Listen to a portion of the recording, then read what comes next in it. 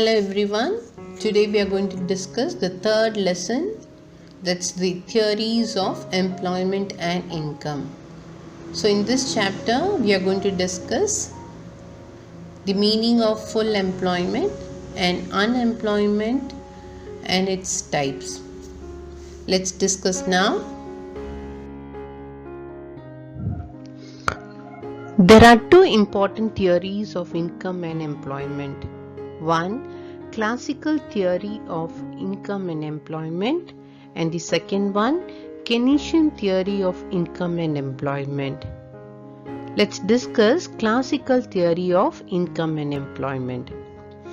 Now this theory is described to the early classical economists like Adam Smith, Ricardo and Malthus, and neoclassicals like Marshall, Pigou and Robbins. So they believe that an economy as a whole always functions at the level of full employment. That is, full employment of labor and other resources. Full employment level of output of goods and services is the largest output that the economy is capable of producing when all its resources are fully employed. Full employment is regarded as a normal situation, yet that could be a temporary unemployment. If at all there is an unemployment, it must be temporary one, and it will be cured automatically through free play of economic forces. So classical behaved that aggregate supply would always be at full employment level, which is based on two assumptions, namely Say's law of market and wage price flexibility, as will be explained below.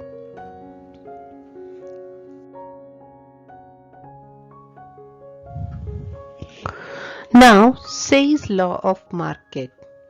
Say's law of market is the core of the classical theory of employment. J.B. Say, in the year 1776 to 1832, was a French economist and also an industrialist. He was influenced by the writing of Adam Smith and David Ricardo. J.B. Say enunciated the pronunciation that supply creates its own demand. Hence, there cannot be any general overproduction or the problem of unemployment in a country. So, according to his theory, classical theory of employment is based on Say's law of market, which states that supply creates its own demand. This implies that supply creates a matching demand for it, with the result that the whole of output is sold out. So there is no deficiency in aggregate demand and hence no possibility of overproduction and unemployment.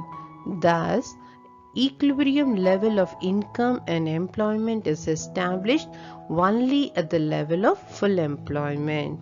So according to Say, he says that when goods are produced by a firm in an economy, they pay reward for the factors of production like land, labor, capital and organization. The household, after receiving rewards of the factors of production, spend the amount on the purchase of goods and services produced by them. Therefore, each product produced in the economy creates demand equal to its value in the market. So in short, we can say that a person receives his income from the production which is spent on the purchase of goods and services produced by the other for the economy as a whole.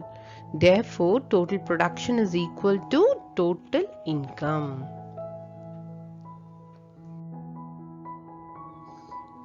Exante and exposed in Say's law. Ex ante means before the event. When you are making a prediction, you are doing so, it is called as ex ante. The opposite of ex ante is exposed, which means after the event. So buying a lottery tickets loses your money, that is ex ante.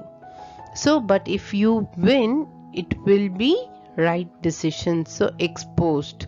So you got the difference between ex ante and exposed. So here in this theory, ex ante and exposed in Say's law, the statement that supply creates own demand or equivalent, that the aggregate investment equal to the aggregate saving. So aggregate investment should be equal to aggregate saving, always holds goods in the exposed sense, since it is simply an accounting identity. Second one is Say's law of market, however, states that these two are equal in ex ante, in the sense that the total quantity which people produce, aggregate supply, must be equal to the total quantity which they plan to buy, that is aggregate demand. Now there are certain assumptions of Say's law of market. So I have taken few assumptions from the textbook. Let's discuss the important 10. First one is optimum allocation of resources. So there's an optimum allocation of resources as they are allocated to different channels of production in terms of proportionality and equality of the marginal product. Second one is perfect equilibrium. So commodity price and the factor price are determined in perfect equilibrium to the demand and supply. And the third one is perfect competition. So there's a perfect competition prevailing in the commodity market as well as factor market.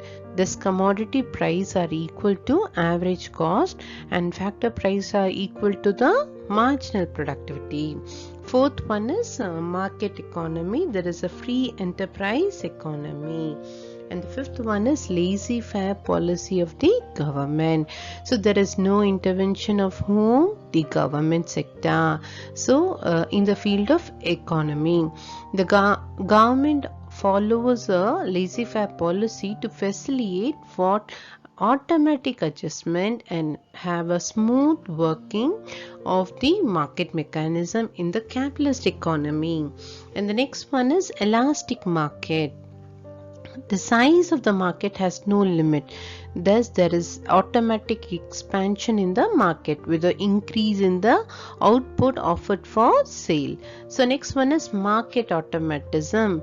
So, in a free market economy and its working of price mechanism provide due scope to labor supply and rising population, which also stimulates what? Capital formation. In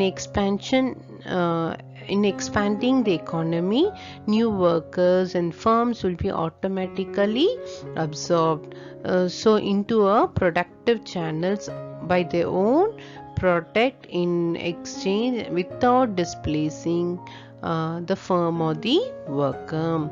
And the next one is circular flow of money is regular. Saving and investment equality are automatically made changes. So saving investment equality is a basic condition of equilibrium in the economy. It is maintained for the interest flexibility and it maintains a economy equilibrium process is perceived for a long-term point of view. So these are the several assumptions which we can say under Say's law of market. There are several implications of Say's law of market. This can be explained with few points which presents the two pictures of the market law. So there's a full employment in the economy and there is a full employment in the economy which the law is based upon. Increase in the production means more employment to the factors of production.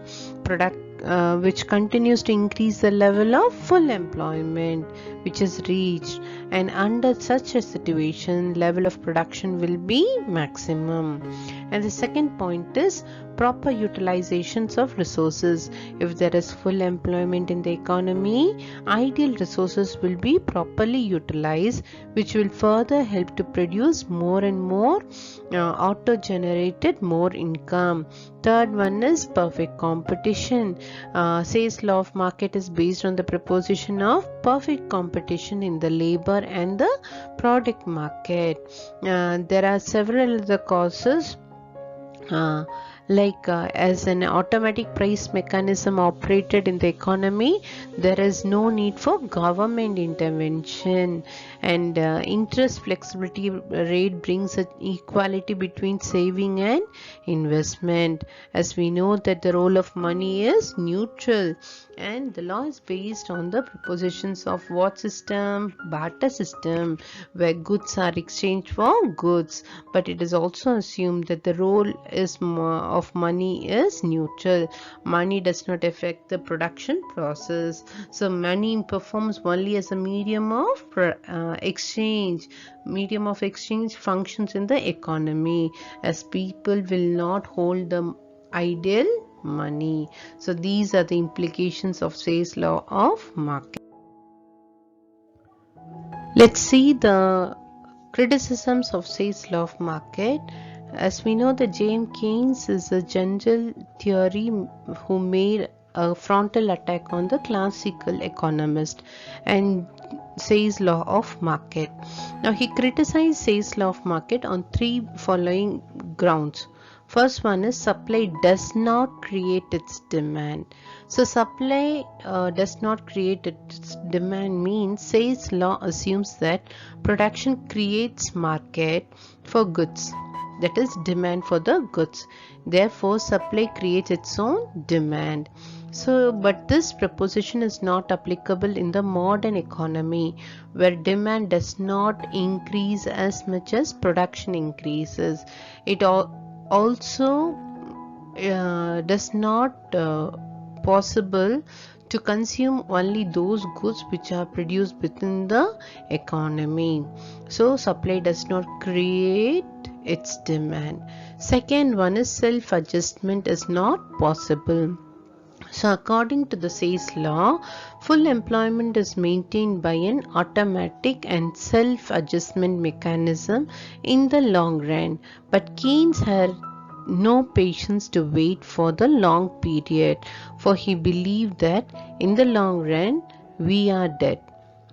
So it is not automatic adjustment process which removes unemployment, but unemployment can be removed by increase in the rate of investment. And the third one is money is neutral. It means that the Say's law of market is based on the barter system and ignores the role of money in the economy. Say's believe that money does not affect the economic activities of the market. On the other hand, Keynes has given a due importance to the money. He regards money as a medium of exchange. Money is held for income and business motives. So individuals holds money for unforeseen problems, while businessmen keep cash in the reserves for future activities. Unforeseen means unexpected causes, unexpected expenditures. So money is not neutral.